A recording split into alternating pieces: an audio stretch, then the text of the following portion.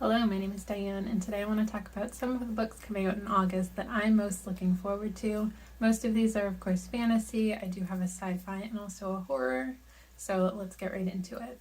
First up, coming out on August 1st is Wild Spaces by S.L. Coney.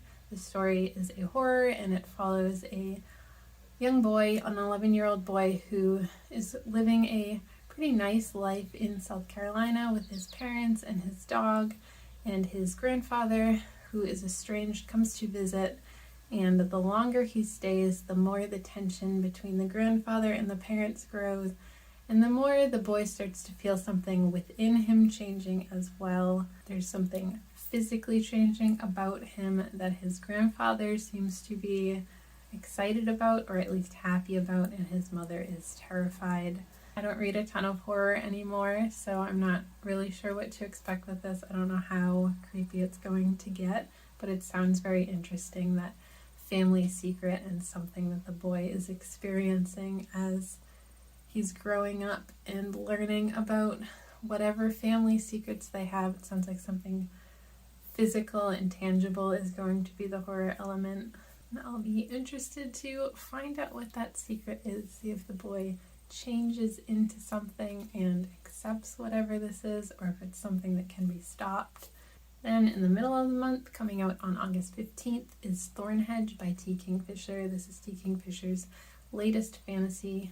And this story follows Toadling, who is a human who was taken as a baby and raised by the fairies in fairyland, and as an adult she has been tasked to go and give a gift to a human child that has just been born. But of course, things with fairies are never that simple. Many years later, a knight shows up at this thorn-covered keep to investigate a potential curse that he'll hopefully break because he's a knight. And this is a curse that Toadling has sworn to upkeep, and she will do anything to make sure that the knight does not break this curse. I've actually already read this story. I really enjoyed it. I'm really looking forward to talking more in depth about it.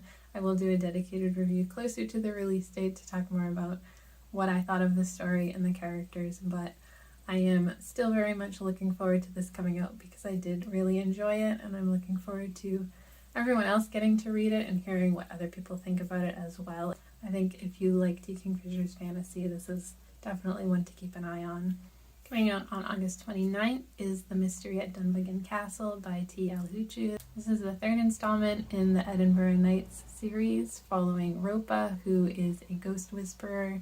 She can communicate with ghosts for other people, and that is what she does as a living. She is a teenage girl. She's very snarky. I've really loved her as a character in this series, and seeing what kind of things she uncovers in her work and how she ends up dealing with it.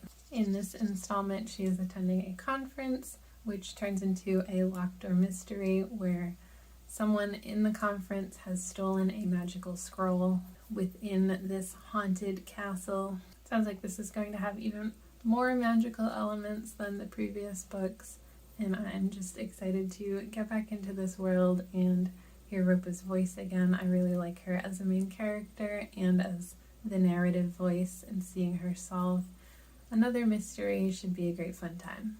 Also coming out on August 29th is The Phoenix King by Aparna Verma. This follows our main character Elena, who is the heir to the Ravani throne, and she is determined to live up to that expectation of her as her coronation approaches, and as she is the only one who will be able to wield their family's magic.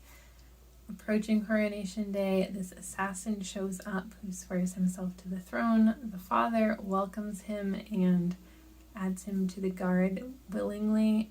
Elena, on the other hand, is very suspicious of this assassin and thinks he has some sort of secret, and they are going to have a very strained relationship because of this, but with war on the horizon, they're going to need to figure things out pretty quickly. Elena's going to need to figure out if she can trust him, and if not, how she can stop him. Sounds like it should be an interesting beginning to a series and a story filled with politics and intrigue.